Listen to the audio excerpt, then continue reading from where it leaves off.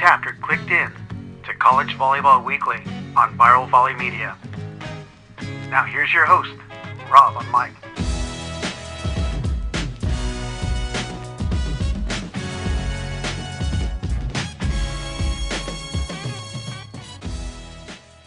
Good day, everyone, and welcome to College Volleyball Weekly, episode 285. Amazing, we made it this far, and we're not even into the season, but I got to get a special episode out there because on screen with me is, UCLA head coach John Hawks, but also head coach of the men's USA Volleyball U21 team for a bunch of years now. But I'm going to ask you how long that has been and all that stuff. But Foxy, it is always so good to chat with you because I know that, you, like myself and a lot of other people, want to see this game grow, and getting the information, the experience, and all the stuff that goes along with being a coach and athlete of the NCAA men's volleyball programs can only come from the people who are in it. And you're definitely one that's been in it for a long time.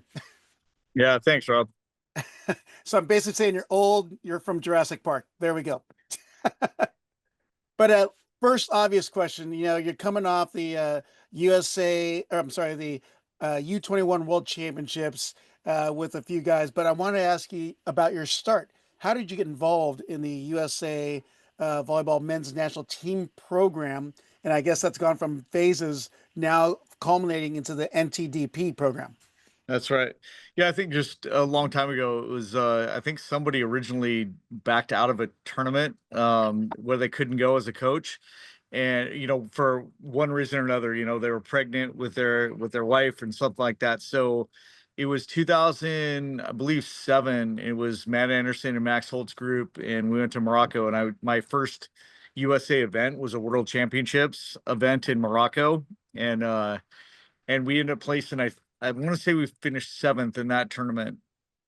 But yeah, you see, Mikhailov, and you see all these guys from Russia, and some of them are still playing today.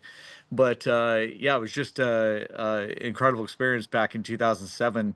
And then you stay involved with it through the tryout process and high performance and all the things that you just do as a coach to kind of help grow this game and volunteer.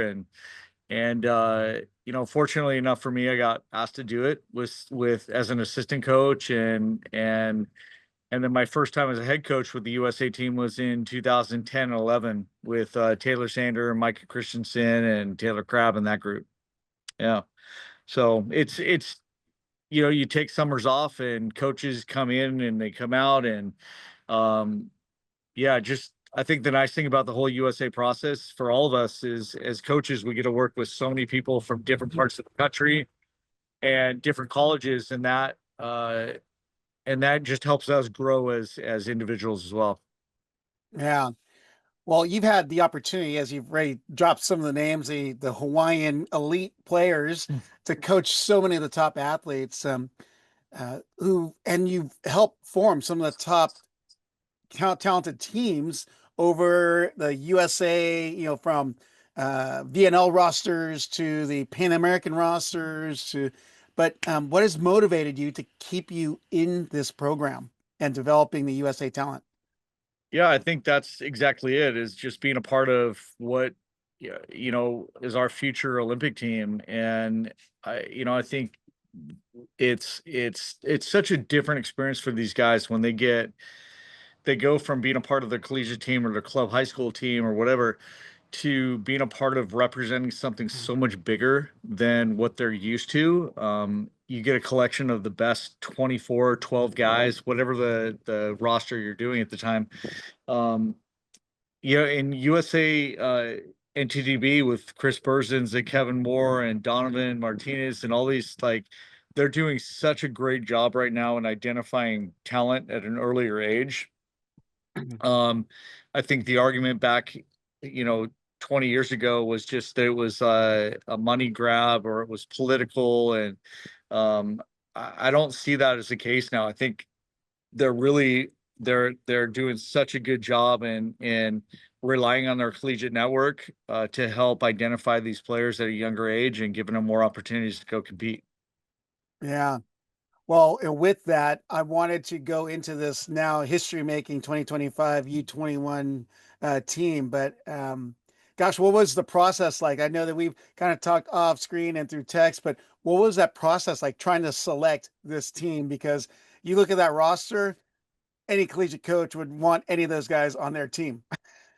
Yeah, I think it goes back to really just some early conversations with the staff. Donan Cruz and Matt Pollock were with me last summer, and we developed such a really tight bond with these guys, really our core nucleus of guys. And we went back and watched the 2019 group as a youth team, and we just said that there's a bunch of places that we need to get better at. And so it started with a bunch of conversations and including the USA staff, them as well, and really just identifying a list of 40, 50 guys that we go, okay, these are age eligible guys that we know can compete at this level. And then it went from a monthly conversation to a weekly conversation. Then it was a daily conversation about who we're going to narrow down, how many we're allowed to take. So for us, it was really there was a high level of commitment from all of us as a staff just to communicate and call a bunch of coaches and say are we missing, and Mhm. and I think the for all of us, it was about taking our college hats off and really just evaluating who's going to have high level potential and who can help us sort of win now, but also who can help USA win later. And with that in mind, we selected 24 guys that I know we're proud of. And Mhm. Caleb Blanchett backed out at the last minute from summer school. So we added Aiden Klein from Loyola and went with three setters. And it was I could probably go through and name all 24 guys because they had a huge impact in how we ended up in China. Yeah. Well, I think, helping our listeners and viewers understand, USA, or the other countries have club programs where these guys have been playing for multiple years from, probably since they could even pick up a ball. But USA has to rely on the collegiate program or just discussions in little training camps or clinics throughout the nation, and then all come together a couple weeks before the competition starts. But what is that like having going up against competition that's been prepared for many years as you guys are piecing together everything just within discussions online, Zoom calls, and maybe see them 2 or 3 weeks before you actually fly to the other country for competition? Yeah, you touched on it exactly that France was together for a long time and they're defending world champs at this age group. Um and it's Canada was together at the end of May and they stayed together and they trained for 6, 7, 8 weeks before the competition. For us, yeah, we trained for 1 week. And I think it's a credit to all of our collegiate coaches around the country that are preparing these guys. We're running very similar systems for the most part. So you're not having to kind of reinvent the wheel with some guys. There's some guys that come in with less experience, but um yeah, it's a credit to really what we're doing. Do we all want more time together? Sure. But the other side of it too is that just means that as a staff, we have longer time away from our family. And this summer was almost, gosh, I guess it was 5.5 weeks. Mhm. And big commitment from the guys. So when they end their collegiate season, we got together July 27th in Colorado Springs. And it was it was 1 week of training and we had cut down a roster. Gosh, I guess we went from, I cut 6 guys, right? Like 5 days into training camp. So to think like you go from this list super high of being named to the top 24 guys in your age group, and you get 5 days to go put your best foot forward and be, um, to make an impression on us as a staff. Uh, I mean, shoot, I can't tell you how many hours of deliberation we go through with each position and each guy, Mhm. and we're splitting hairs by the end of it. Um, but there's projections that we have to try to make and who's passing what and who passes better next to this guy. So there's a lot of stress that these athletes go through. And for us, I chose to go to Colorado Springs just because we're isolated and the food's amazing. You're surrounded by Olympic athletes. Um, and really the gym was super cool. It was just like we just had it to ourselves, and we go in and get extra reps, and these guys are lifting hard. They're watching tons of video. It's a very stressful process in that first week, and we selected 12 guys and sent 5 guys that we knew we were going to take to Worlds home for 3 days just to kind of recharge the batteries while we took a group to Calgary. And yeah, so Yeah. it's stressful for these kids, big time. Like I picture, like, since you guys don't really have an idea of who you're gonna pick until a couple weeks before. I see Sean Kelly kicking it in Manhattan Beach, hanging with his bros. He gets a text from you, "Hey, you want to compete? Travel to." He's like, "You're kidding, right?" Yeah, I mean, these guys do know a little bit more in advance than 2 weeks, but yeah, I mean, just it's such an honor for these guys to go be a part of a group like that and put USA on their backs and wear the American flag on their chest. It's an experience that I wish everyone could experience. It's just amazing. Yeah. Well, I Yeah. only wanted to add, you said you wanted to train in Colorado Springs because of the isolation. You could train and focus. Like, let's be real, you went because of the soft serve machine in the cafeteria, which is the big talk of the town there. It's real good. The smoothies are amazing. The variety of food's amazing, but yeah, the ice cream is solid. Yeah, it's a great facility if you haven't been out there. Had to work some events out there, like a Pan American Championships were hosted out there, and seeing all the teams. It's a cool place. So you see all the people in there eating and hanging out, and it's a great campus. So I mean, it's a great choice, and you have everything you need right there in that little It, campus. in last year, we got an opportunity to train, before those athletes went off to Paris, and you're with the boxers and the fencers are, I mean, the fencers won a gold medal, the women, and we got a chance to actually train with them. So they taught us how to foil and do all that, and they came in and put some helmets on and played volleyball with the guys. So it was just a really neat bonding experience too. Actually, I feel like our listeners they hate me for saying this, but wasn't one of the gold medalists a Filipino American doctor? That's exactly right. Yeah. I was like, my people. Yeah, she's intense, and she won the gold and I think repeated for the last 2 or 3 Olympic Games. But uh, yeah, and then her partner won the silver, so it was just super cool Wow. to watch them compete and say that we kind of had a little. They had us heckling them. It was fun. So cool. Hey, going back to the World Championships, though, because I mean, it was a remarkable performance by this team, and you had pointed out, you try and collect as much information as you can, but you pointed out that this team has only lost one match in the last 2 years. You went 6-1 at the Pan American Cup, or was it 6-0, and then 8-1 at the U21 World Championship. So, talk about this last 2 years of this U21 team.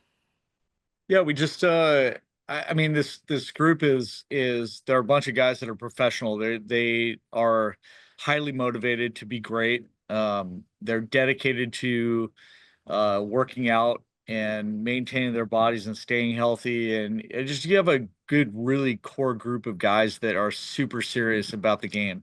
Mm-hmm. So we last year we just had a group of guys, like I think Jackson Christ was a high school junior, um, and won best blocker at the North Lincoln Games last year, and really surprised us just with how competitive he was. And then we had often Aiden Klein, who was super offensive, and we had uh, obviously tread setting with Trent backing Mm-hmm. him up, and Cole Harkey and Finn Kearney, and just these wonderful group of guys that made each other better, and they're supportive of each other. So it was like is just this maybe perfect time of everything coming together at the right time for these guys. And college makes a difference for these guys too. So they're U19, they're not really in a lifting program, they're not Mm-hmm. playing the game at a high level yet. And then they go to college for a year and they start to put on some muscle and start to feel better about themselves. And we had a lot of guys this year that that made major impacts on their collegiate teams this year. So that was also another part of our decision-making process, that we want guys with some experience. And then just really Donan, Matt, myself, really just poured into these guys and taught systems really fast. And Matt Pollock did the blocking defense and the game planning, and Donan Cruz worked with the offense and Trent. And then I kind of just had my hands in both of them. And I'll tell you what a great team of guys it was there. And I'm talking about, the staff was just so fun to be with. And they're kind of the unsung heroes because they're putting in the work, and obviously being able to be with all the different USA programs I've worked with and spent the weeks in the competitions. I see what they're doing in the training, to everything with diet and the meetings 1-to-1 at the hotel. I mean, it's a crazy schedule that you guys have to keep in order to get your team all dialed in. Yeah, it's a lot. And I think to be in Colorado Springs was the perfect place where we could sleep and wake up and have team meetings at 8 o'clock and do video. And a highlight for all of us is really when you get to tell a guy that they made a roster. And to see, I've seen tears, I've seen guys just jump and get super pumped. And you would think some guys would automatically kind of like assume they were going to make it, but our best guys were like relieved and shocked and surprised when they made the roster. So they're humble and just an amazing group of guys that are going to be with USA Volleyball for a long time. Yeah, oh, for sure. And one of the guys I wanted to mention, because he said, I'm looking for experienced guys. It's not to refute you or anything, but I just remember seeing Jackson Christ at Sage Hill School playing for his high school team in the CIF Southern Section playoffs and the championship. And then I saw him on the roster. I'm like, what happened? But he has had the biggest jump in talent. I'm not saying he was bad. It's just that seeing that he made it and he started starting for you on this roster. Yeah, Jackson is a stud. Yeah, great serve, great competitor. Uh, just innate blocker, like understands really the feel of what to do, and an incredible kid. So, we talked about him, but also Trey Jordan this year had a tremendous improvement from even the first day of training on July 27th to where we ended in China. Yeah, just a lot, and a lot of guys had those same I don't know, same increases and same like how they just really impressed all of us as coaches and impressed each other as teammates. It was cool. Well, just seeing the improvement in a short amount of time in general, just being exposed to higher level training, new training methods, mechanics, techniques, all of it, the psychology. I mean, it's got to be so good for the USA NTDP program, just being able to play with coaches like yourself, Donovan, Donan, and Matt.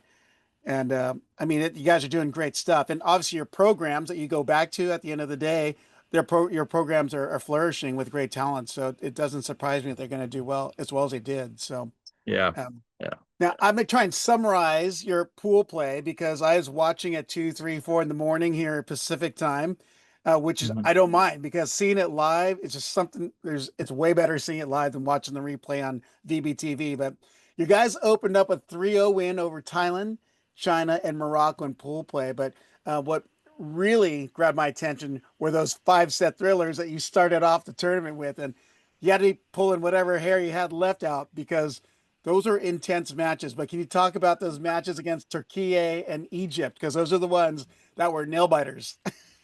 Yeah, and those are really special matches for us as a team. And I think that I'll first start with just getting into China. We were 14 or so it was about a 12-hour flight from Denver to Japan, and then we got delayed, and then about a 5.5-hour flight from Japan to China.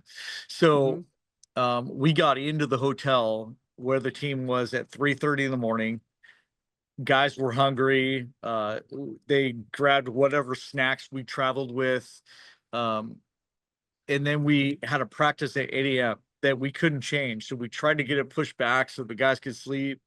And when these events, you have 24 teams on these courts, you have to be very tight with your time. So we took that 8 a.m. time, got in the gym. It wasn't super pretty, but the guys weren't complaining. they were 100% all in on getting touches and being great, because we had to play Thailand the next day, and that was at 11 a.m. So we were really about 4-hour turnaround from that practice, and it so Thailand, we got through that one pretty good, and they had a number 3 that was just this lefty he was nasty, but they set him everywhere, and I'm glad we played them early.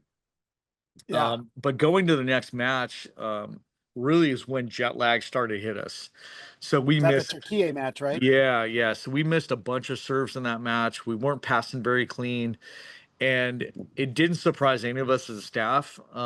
It upset the guys because they knew they were capable of so much more, but our bodies hit a wall, and that really led to the next match of going into that match against Egypt, where I talked with the staff and I just said, hey, look, we got to go with the group that won us the gold in Calgary, and that was Riggs and Sebasani and Trent Telefero and Kainoa Wade, and we ended up taking Kellen Larson as our libero, but Johnny Dykstra was our libero in Calgary, and he was amazing too. I'm trying to think of who else I'm missing. The middles I went with Micah Goss, the other middle?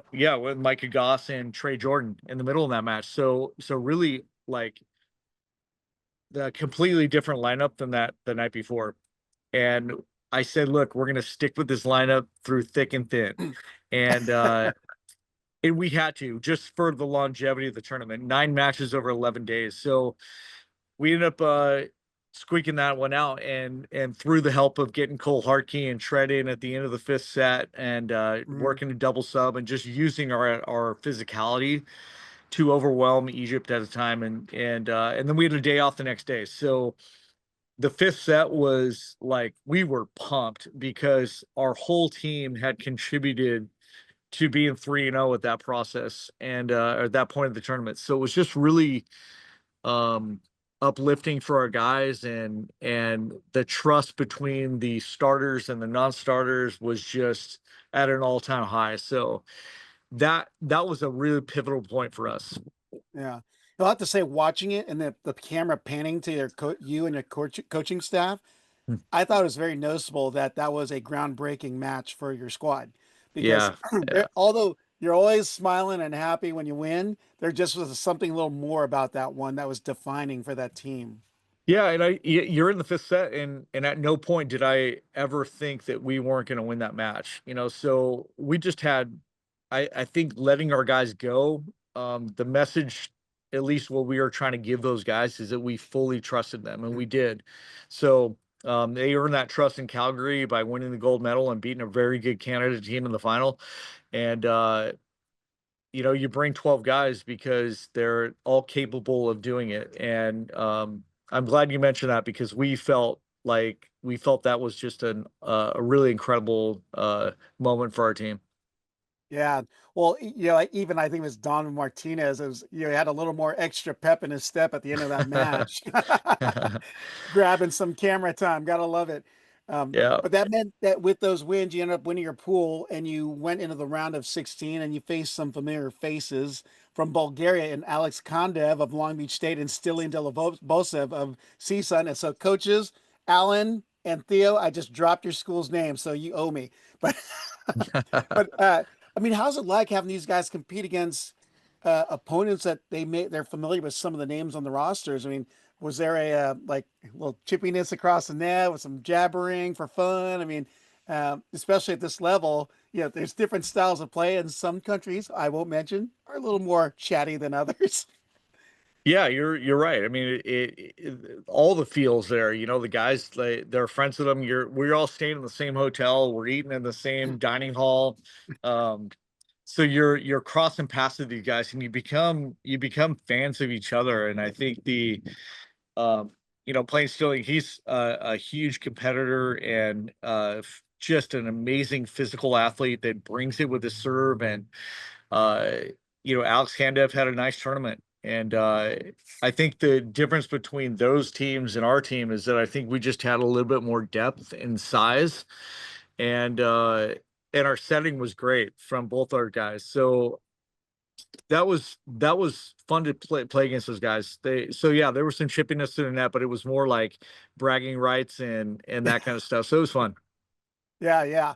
So with that win over Bulgaria, that means into the quarterfinals you go, and that was a big matchup because you did mention France as a U21 champion on the men's side of the or world champion. So you're going to be facing off against some other familiar faces in Adrian Rohr of Hawaii and UCI commit Andre Jokanovic. But I mean, Yeah. France, everyone knows France is kind of the real deal at the top of the world right now. But when you saw that matchup, what went through the coaching staff's brains? Like, oh, here we go. We've got, Olympic champion, potential coming up again, and they have talent. How do you adjust and plan for a team like this that's been together a lot longer than your guys? Yeah, I think we had so much respect for those guys and what they did to our U.S. team in the 2019 or 2019 World Champs was they embarrassed our guys, and our guys remembered it. And Mhm. they were missing a couple key players for them. But like going into that match, we were like, okay, we're gonna play them at some point. Okay, if we're playing them in the quarterfinals, semis, finals, doesn't matter. Like we're playing a great Mhm. France team, and um, our guys came in motivated, and we had a great game plan. Matt did such a great job in delivering it to the guys, and Donan had a nice plan with Tread going into that match, and our guys were super dialed in and focused. And to come out with a 5-setter was just another incredible moment for the guys. Yeah, Well, let me it build the was awesome. drama because you were down 1-2, and France had you guys had a deuce set win in the fourth to force that fifth set tiebreak. Yeah, Um, yeah. what do you remember as far as, I mean, probably it's just a big blur at this point, but going into that fifth set, because it was toe to toe, pretty much the whole distance until a few crucial points at the end. But what do you remember most about that? Well, I do remember that we coughed up a big lead in the first set, so our guys knew that we could beat that team. And going into the fifth set, we I don't know if we dialed a matchup or I switched. I think I switched our middle so that we could get our best servers just going back to back to back. And um, it we started out. I want to say we started out 5-2 in the fifth set, and just our guys never once had any doubt that we were going to win. It was just they have so much grit and so much fight, and I think you saw that throughout the tournament, us just pulling out sets late. And I can't explain exactly how I was feeling at that moment, other than we were just playing 1-point volleyball and not trying to get too ahead of ourselves and not thinking about being in the semifinal or being anywhere but that moment. And um, again, just I count on those guys on the court, because the dialogue that you hear from them during timeouts and between sets is next level. It's awesome stuff. Yeah. Well, with that win over France, that means you were shot into the semifinals to face a very good Iran, or do we have to call it, was it the Iranian Republic is of Islamic Iranian Republic? I know there's some official name that we have to use in the international level, but Iran was a good team, and we know on the world level, and they usually dominate that Asian zone. But you saw that matchup, and they were pretty physical. Um, Yeah, yeah, that's I an mean, understatement. Cole Hartke's 6'11", and they're like, oh, they're pretty physical against Hartke. My goodness. Yeah, we were, I mean, we were big, and it made matchups nice for us when you got matched up with their outside hitters, because our right side block was so big. But Sterling and Sean are really good left side blockers too. So they had a lefty that played most of the tournament, and this number 11 would come in, and he would sort of clean it up after sets. So we're watching this tournament, and I'm like, okay, we just all of a sudden just say, okay, we're gonna see this lefty he's a big physical kid, plays professionally, and they started number 11, and I watched this kid in warmups, and I'm like, he just played like he was in an elevator, like he was hitting the ball top of the antenna. over our block, around our block, through our block. I mean, he was incredibly talented and very impressive. That Iran team was very good. They were good in the middle. They ran pop and float routes, better than we had seen throughout the tournament. But we trained it, we played against it, so we were prepared. It's just they were just a little bit more clean than us, and we played with them till about 18, and then they go back and rip an ace, and it wasn't our best match. We didn't play very clean volleyball from the offensive side or even passing, but um, I don't want to take anything away from Iran. They played fantastic. So that post match conversation with the guys was really disappointing from them. They wanted to be in the final and they wanted to play for that world championship, but yeah, that was tough. That was our first loss in 2 years. So how do we deal with that as a staff? And we just said, you know what, we talked and we just all gave each other a big hug and we just said, hey, you know what, we gotta rebound. And what's our response? And let's go make America proud. Yeah, the player you're referring to is Mombeni of Iran. So 19 points, 18 of them are kills, and one on an ace. So, but I mean, he had a solid performance. The hitting efficiency was insane. So, but Yeah. that meant you guys would play for the bronze against Czechia. Now, a 3-0 win, but I mean, it's a good team. And Czech's great. They were great. They'd played a really good tournament. Their opposite, this lefty, had a fantastic arm. His tournament was really good. Brickia, I think his name was, if I remember right. But man, he was talented, and that was a really good matchup for us. Now, with that, the 3-0 win, he ended up getting some hardware, which is a big deal. And I know that it's not reported as much as like the senior national team, but this is a big deal for the U.S. because it's the first time they ever medaled in the U21. Is that right? That's right. Yeah. And you were the coach of the team that just missed that was 2011. Yeah, that's right. That's right. Yeah, we So took fourth that year. We lost to Milan Zarkovic's team, Serbia. And Milan. yeah, and he actually sent me a text during the tournament. He goes, Coach, go get your medal. I'm not going to give you mine. So it was pretty funny, but um, yeah, that team that in 2011 was great, but this 2025 team is just spectacular on all levels, and uh, yeah, I'm just super proud of them, and Yeah. and to respond the way we did in that bronze medal match after a disappointing match the night before was very impressive. Very Yeah. impressive. Yeah. Well, what does it mean to you about being able to get this bronze for the USA? I mean, it's incredible. Like to make history and be a part of these young guys' experience. Just they're all vying to be on that national team and impress Karch. And Karch watched every match and would send me texts after the games, just how proud of us he was and how impressed he was with the guys' grit and tenacity, and Chris Burzins and the whole USA group there, very supportive. Tons of college coaches reaching out to us, and just it fills us with a bunch of pride that we get to Yeah.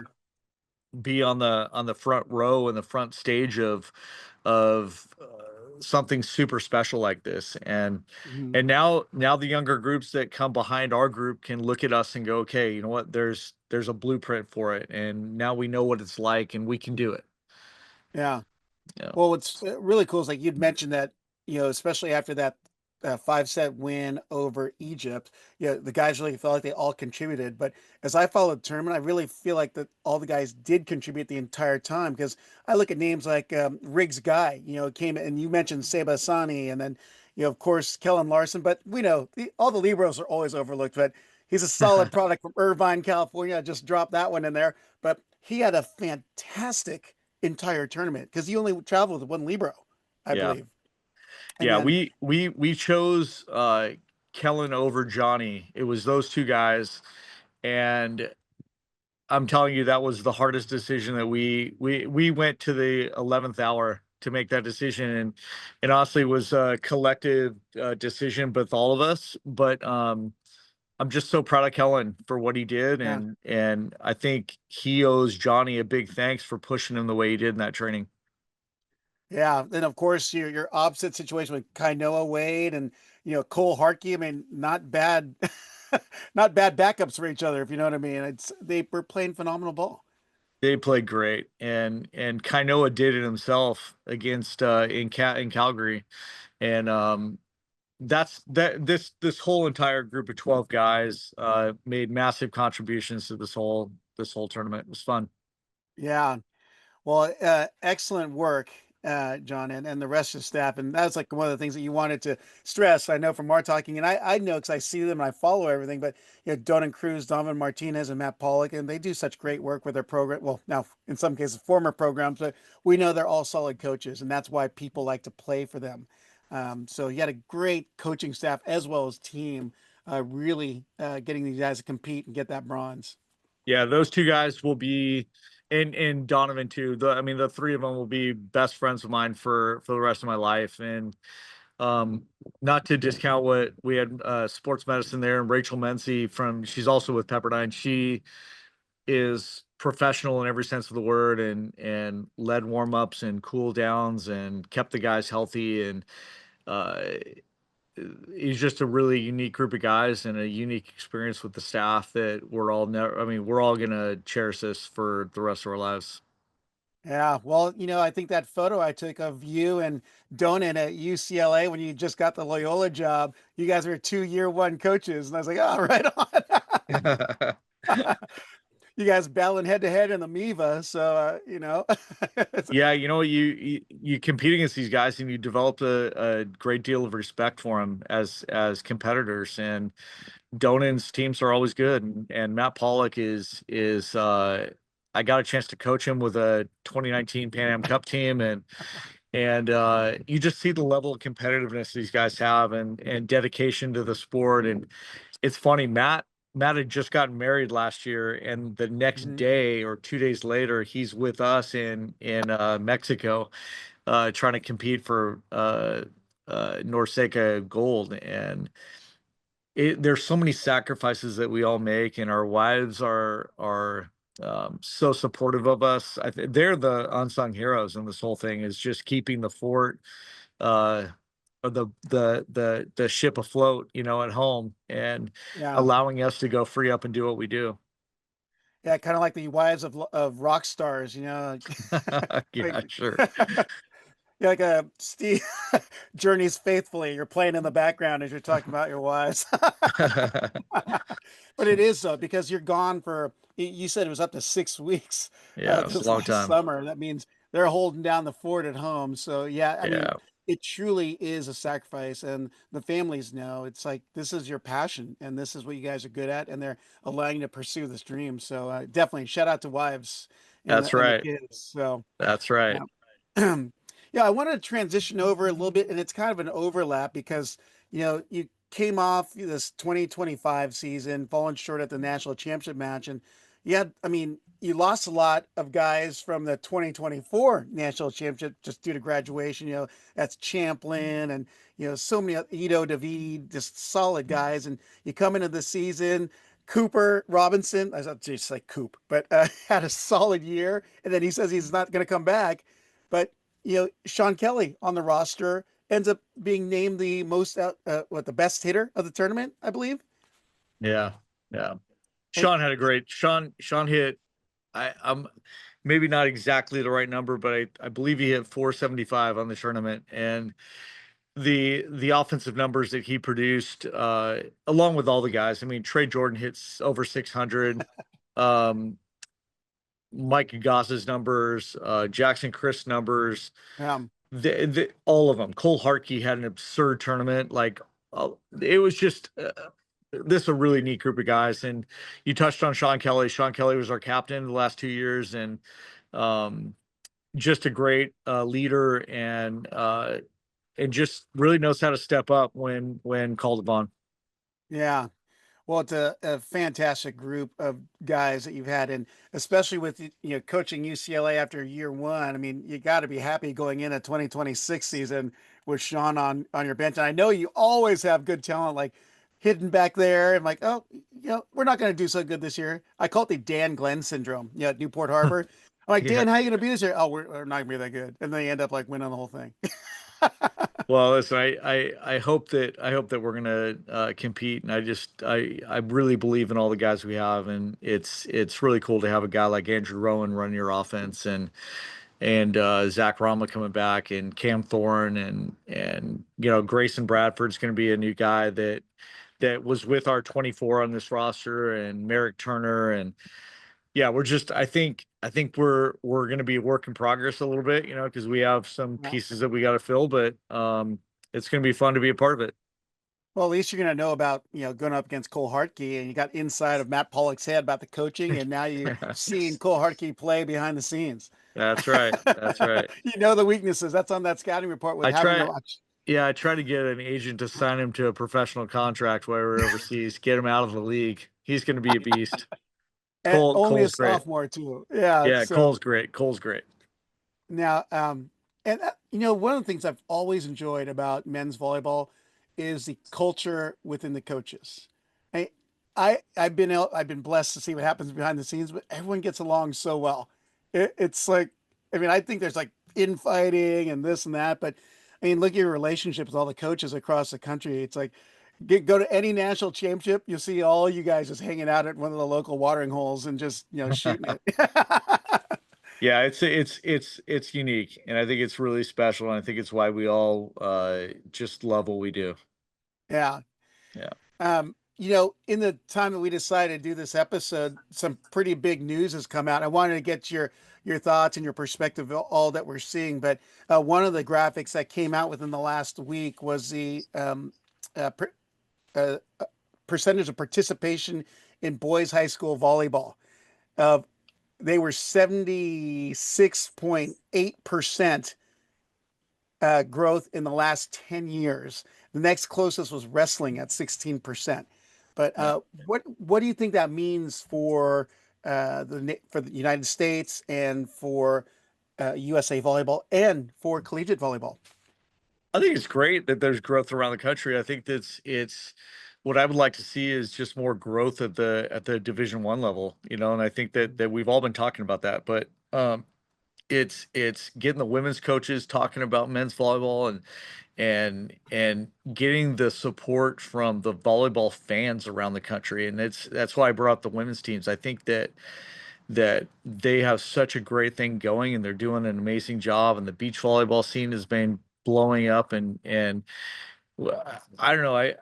I feel like we have just an amazing product, and give somebody a chance to see us on TV, So we're doing some things this year that I think will spark. We're playing a NIL tournament at the Honda Center. It's going to be Long Beach, Hawaii, USC, and UCLA.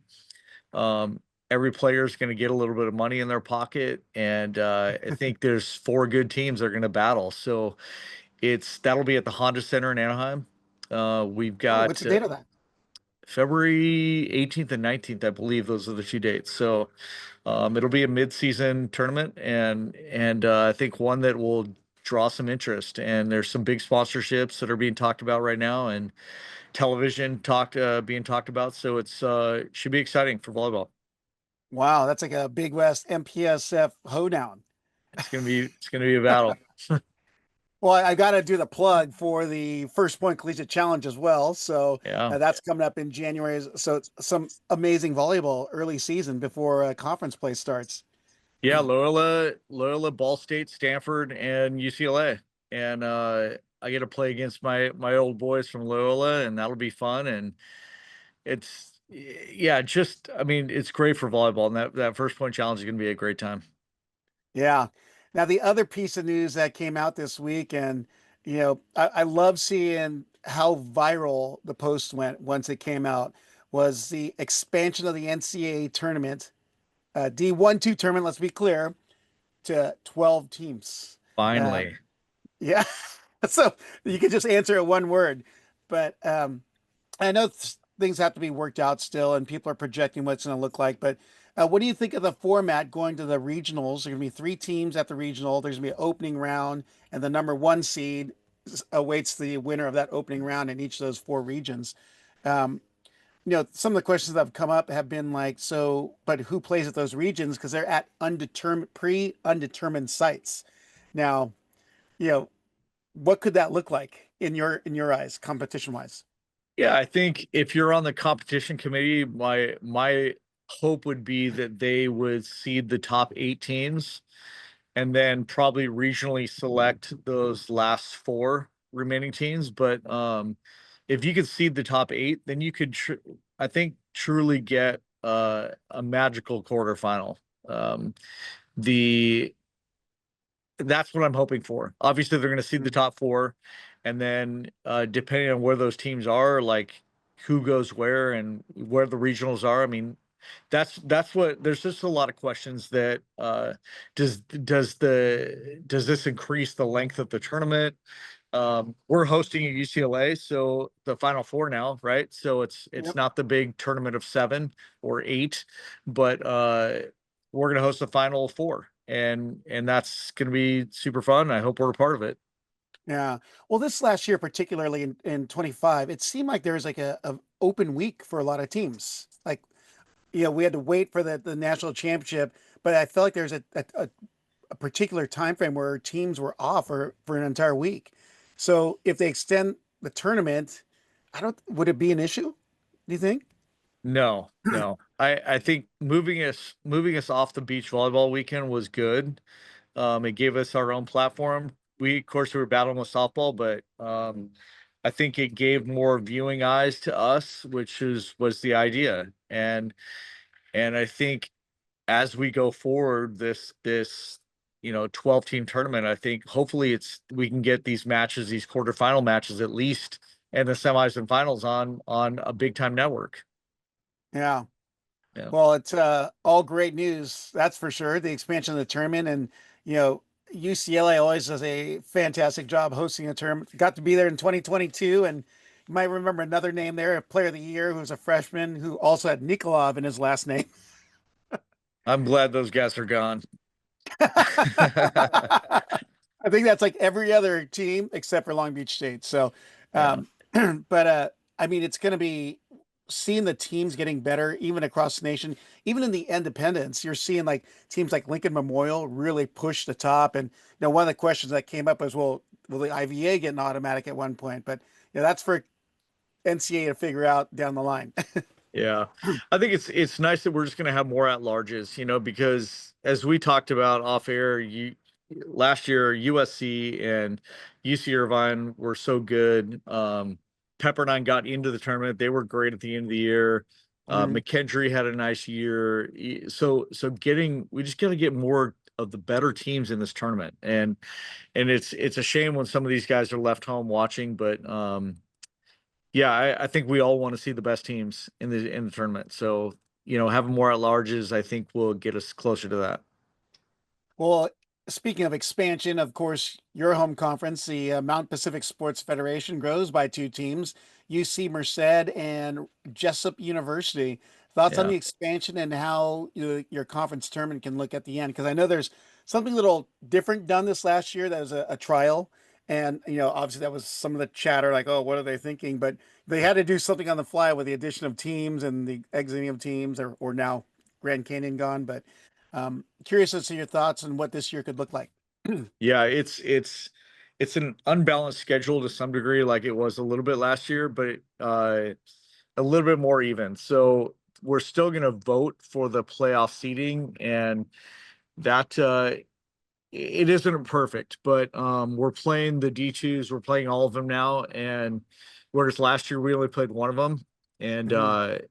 that's why the seeding of the playoffs is a little bit different. But we've had a couple coaches meetings about this with our conference commissioner, and we're trying to do the best thing we can for the growth of men's volleyball and playing those D2s. We're excited Mhm. to play in a couple different gyms and to see how this plays out. I mean, last year the way we voted was exactly how it seeded out.